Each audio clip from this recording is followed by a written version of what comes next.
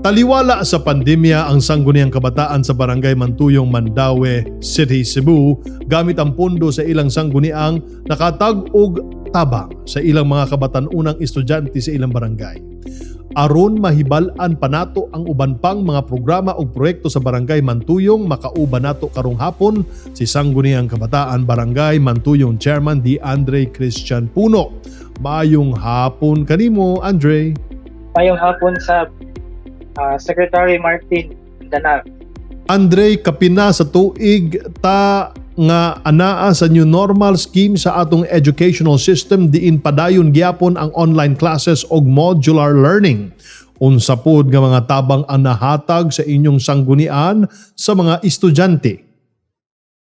Tuig na gyud karon sukad nga nausab ang ato ang educational system. O nga bisan pa man sa ato ang giatubang pagsuway, kami sa SK Mantuyong nangita og pamaagi para ang atong mga estudyante dali ra maka-cope up sa bag-o nga sistema. Mao nang namilusad ta og mga programa sama sa Alagad Estudyante Program, Culture of Reading ug Youth for Change Conference nga partner pod nato ang atong non-government organization na World Vision. Ug naapod tayo libreng graduation pictures para sa ato ang mga ALS passers diin masayod man sad gyud ta nga wala pa tayo graduation nga mahitabo karon. Og ang katapusan ang drama sa trompa. Pwede pa ka-explain nimo sa amo kining inyong Alagad Estudyante Program? Ang kining Alagad Estudyante Program amo secretary is bisan sa ginagbay nga pamaagi. Ang SK Mantuyong ninguha nga makahatag og mga school supplies ug mga study tables sa mga gatusan ka estudyante dinhi sa among barangay. Kani mga among gipanghatag nga school supplies ug study tables para ni nga amugaway ang ilang pagtuon ug ang ilang pag-eskwela ug para po dili mabugatan ang atong mga ginikanan na magpalit og mga school supplies. Pag-abot sa pandemya, Andre, ang inyong sanggunian aktibo sad sa pagtabang sa inyong mga kabarangay na labihang naapektuhan sa pandemya. Unsa pud na tabang ang atong gihatag nila? Sa pagsugod sa pandemya sa atong SK maoy gitahasan sa atong barangay kapitan na sa pag-repack, distribution, house-to-house distribution sa mga food packs ug sa among distribute ato usad nakita nga ang pondo hapit na gid mahurot ang pondo sa ato ang barangay bigahin nato sa COVID-19. Mao nga nagkasabot pod mi sa Sangguniang Kabataan na magpalit pod og mga additional goods nga mapuno nato sa pagpanghatag labi na nga usa pod ang among barangay sa nagrabihan atong panahona. Andre, isgutan nato ang fake news labi na karong panahon sa pandemya. Perti ang pagkailap ni ini. Unsa pod ang inyong gihimong mga lakang aron masibya sa katawhan ang saktong impormasyon kabahin sa COVID-19? Daghan gid ang nabiktima aning fake news. Labi na itong bag-o pa ang COVID.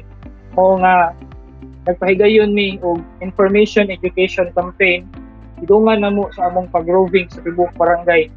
Dala-dala na mo ang executive order sa among mayor para amo sila mapasabot unsay angay ug unsay saktong buhaton batok aning COVID-19. Kay tumapa tong bag-o pang nag-COVID gyud check ubay gyud ang mga speculations, mga myth nga gipakalat sa mga katawhan o na nga amo sad silang gipahimangnuan nga adto ra gyud ta sa mga reliable sources, mga government websites nato mo tuo sama sa PCOO ug sa DOH. Gani gipaagi sila namo og drama sa trompa.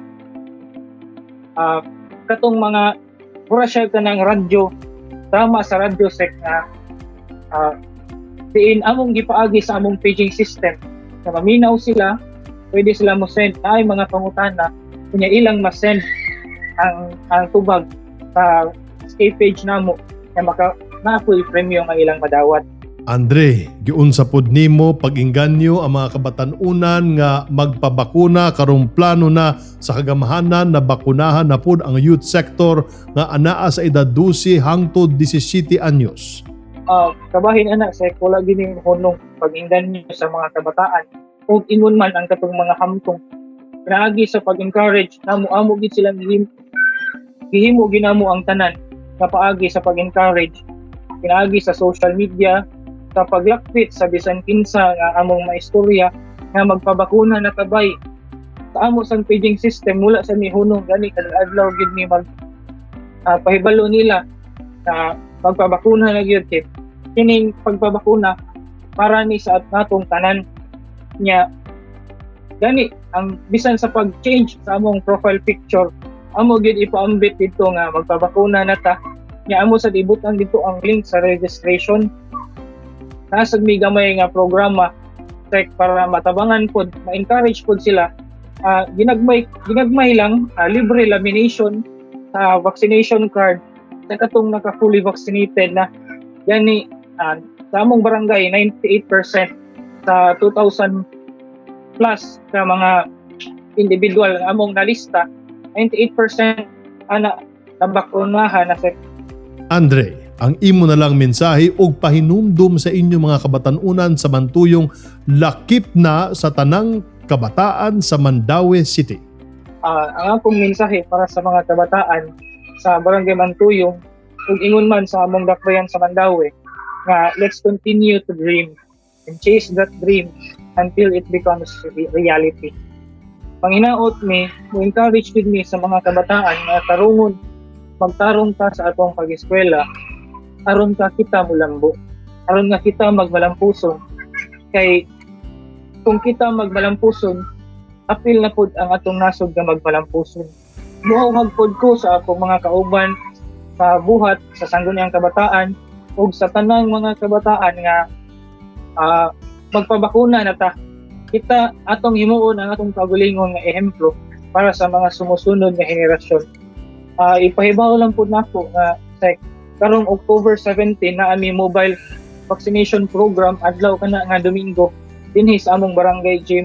Encourage ko sa katong wala pa nabakunahan na aritan ninyo magpabakuna ta. Maora ka na daghan kayong salamat and rise higher. Daghang kaayong salamat di Andre Christian Puno. Isayag yun! Isayag yun! Isayag yun!